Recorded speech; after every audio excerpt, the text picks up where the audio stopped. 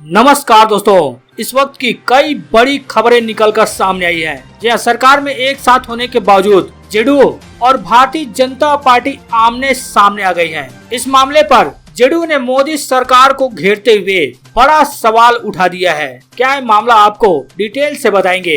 इसी के साथ ही आपको बता दें, वीआईपी के मुखिया मुकेश सहनी ने भारतीय जनता पार्टी को बड़ा झटका दे दिया है। आखिर क्या कर दिया मुकेश सहनी ने, आपको बताएंगे। वहीं इसी के साथ ही आपको बता दें, तेजस्वी यादव के दावे से एक बार फिर बिहार में सियासी भूचाल आ गया है। यहाँ तेजस्वी यादव ने दावा करते हुए कह दिया कि ये भारतीय जनता पार्टी के दिग्गज नेता एवं केंद्रीय गृह राज्य मंत्री आरजेडी में शामिल होना चाहते थे। तेजस्वी ने खुलासा करते हुए कहा कि केंद्रीय मंत्री ने कहा था कि अब मेरा मन भारतीय जनता पार्टी में नहीं लग रहा है, इसलिए वो आरजेडी में शामिल होना चाहते थे। जी कौन है ये मंत्री और क्या है पूरा मामला, आपको डिटेल से बताएंगे। वहीं इसी के साथ ही आपको बता दें, बाहुबली अनंत सिंह की विधायकी छीनने के बाद अब उनके 3 इक्के उनके सियासी विरासत को संभालेंगे। मोकामा से छोटे सरकार की मैडम चुनाव लड़ेंगी। वहीं आपको बता दें, तेजस्वी यादव ने बीजेपी पर बड़ा आरोप लगा दिया है ताकि देश में संवैधानिक संस्थाओं का दुरुपयोग किया जा रहा है। इसके साथ ही एनडीए की राष्ट्रपति उम्मीदवार द्रौपदी मुर्मू पर जो तेजस्वी यादव ने बयान दिया था, अब उसको लेकर पूरे देश में बवाल सा मच गया है। सभी खबरों के बारे में आपको बताएंगे। आगे बढ़ने से पहले आपसे एक छोटा सा रिक्वेस्ट है, इस वीडियो पर एक लाइक जरूर कर दें। चैनल को सब्सक्राइब करने के बाद घंटी को जरूर बजा लें। जी हाँ, नीतीश कुमार की पार्टी जेडीयू ने ही मोदी सरकार को घेरना शुरू कर दिया है और सबसे बड़ा सवाल उठा दिया है। क्या सवाल उठा है, इससे पहले आप तेजस्वी यादव का ये वीडियो देखिए। सोशल मीडिया पर बहुत तेजी से तेजस्वी यादव का ये क्रिकेट खेलता हुआ वीडियो वायरल हो रहा है। बता दे, पिछले दिनों जब प्रधानमंत्री मोदी बिहार पहुंचे हुए थे तो उस समय तेजस्वी यादव से उन्होंने कहा था कि वजन कम करो। अब कहा जा रहा है कि तेजस्वी यादव पसीना बहाकर क्रिकेट खेलकर वजन कम कर रहे हैं। जहाँ तेजस्वी यादव लंबे समय के बाद राजनीति से इतर क्रिकेट में हाथ आजमाते हुए देखे जा सकते हैं। घर को ही क्रिकेट का मैदान बना लिया और जमकर बल्ला घुमाया। दर्शक कोई और नहीं बल्कि उनके परिजन ही दर्शक बने और तालियां बजाकर उनका हौसला भी बुलंद किया। तेजस्वी यादव ने इस दौरान छक्के भी लगाए।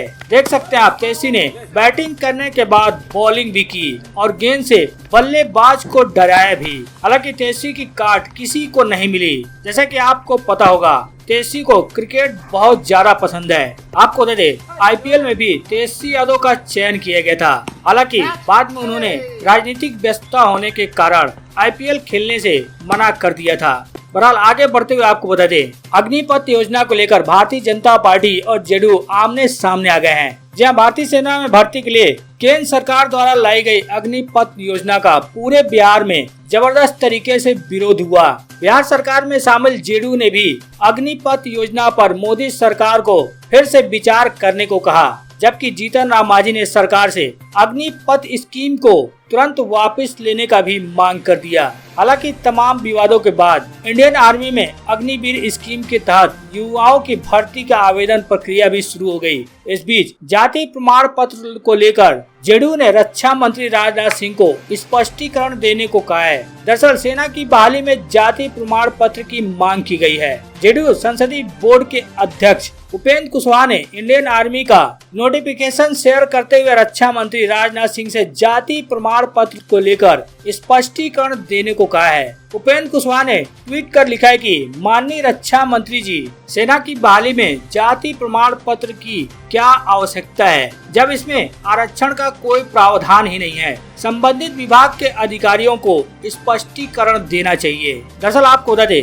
अग्निवीर योजना के तहत युवाओं की भर्ती के लिए आवेदन प्रक्रिया शुरू हो गई है। इस भर्ती के पहले चरण में तकरीबन 25,000 पदों पर भर्ती की जा रही है। आर्मी ने इस भर्ती के लिए नोटिफिकेशन भी जारी कर दिया, जिसे अभ्यर्थी इंडियन आर्मी की आधिकारिक वेबसाइट पर विजिट कर देख सकते हैं। बता दें, भारतीय सेना में भर्ती के लिए केंद्र सरकार द्वारा लाई गई अग्निपथ योजना पर बीजेपी और जेडीयू आमने सामने हैं। बिहार बीजेपी के अध्यक्ष जायसवाल ने आरोप लगा दिया कि बीजेपी के कार्यालय फूके जा रहे हैं और पुलिस मुख्य दर्शक बनी रही, जिसके बाद जेडीयू ने राष्ट्रीय अध्यक्ष ललन सिंह ने कहा कि नीतीश कुमार सरकार चलाना जानते हैं, उन्हें किसी से शासन सीखने की आवश्यकता नहीं है। हालांकि भारतीय जनता पार्टी को छोड़कर सभी विपक्षी पार्टियां, यहाँ तक कि भारतीय जनता पार्टी के साथ भी जो पार्टियां खड़ी हैं, वो भी अग्निवीर योजना पर पुनः विचार करने के लिए मोदी सरकार को सलाह भी दे चुके हैं। आगे बढ़ते हुए आपको बता दें, मुकेश सहनी ने भारतीय जनता पार्टी को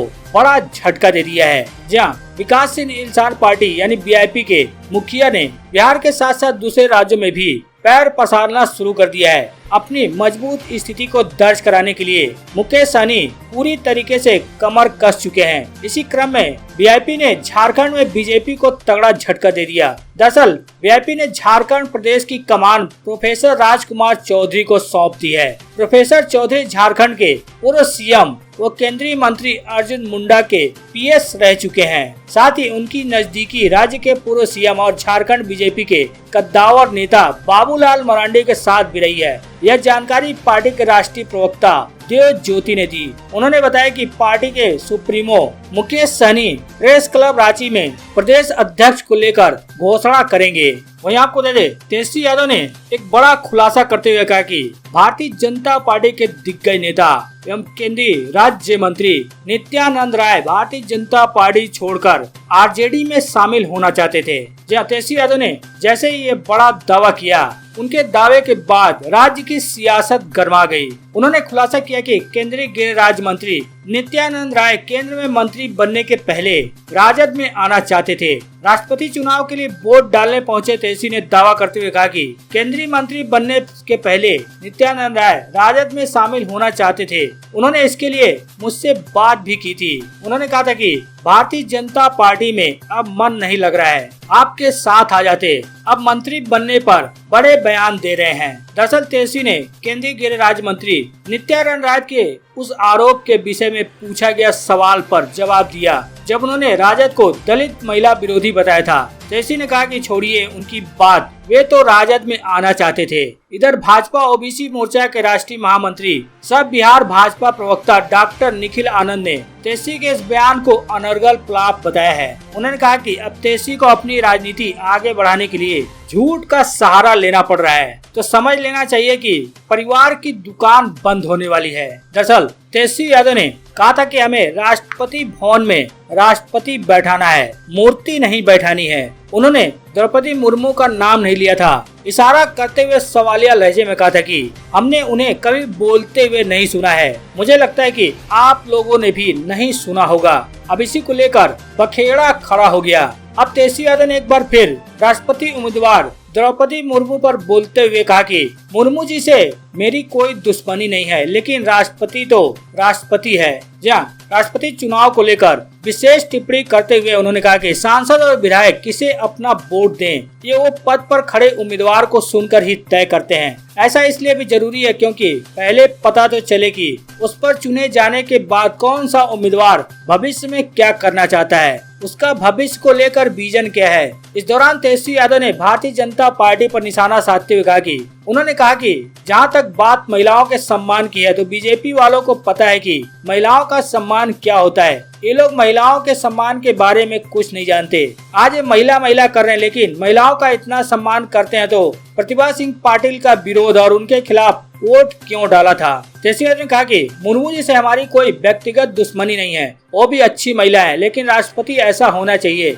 जो संविधान की रक्षा करे और लोकतंत्र को बचाए। और जहाँ तक अराजकता का माहौल है, जहाँ नफरत परोसा जा रहा है, जहाँ धर्म को धर्म से लड़ाया जा रहा है, जहाँ बेकार के कानून बनाए जा रहे हैं, आज इस कानून के खिलाफ लोग सड़कों पर हैं। इस माहौल में एक उम्मीद होता है राष्ट्रपति। हमको ऐसा मजबूत राष्ट्रपति चाहिए जो हर स्थिति को संभाले, सरकार को चेक एंड बैलेंस करे। हमसे सवाल किया कि आप राष्ट्रपति को चुनेंगे या मूर्ति को चुनेंगे, तो हमने जवाब दिया कि हम मूर्ति को क्यों चुनेंगे, हम तो राष्ट्रपति को चुनेंगे। अब इसी को लेकर मूर्ति वाले बयान पर भारतीय जनता पार्टी भड़की हुई है। लगातार भारतीय जनता पार्टी के नेता तेजस्वी यादव पर हमलावर हैं। भारतीय जनता पार्टी के नेता तेजस्वी यादव को राबड़ी देवी के मुख्यमंत्री काल की बातों को याद दिला रहे हैं कि क्या राबड़ी देवी कितनी पढ़ी लिखी थी, क्या वो रबर स्टाम्प नहीं थी। इस तरह की बातें कर गए भारतीय जनता पार्टी तेजस्वी यादव पर निशाना साध रही है। कह रही कि पहले तेजस्वी यादव को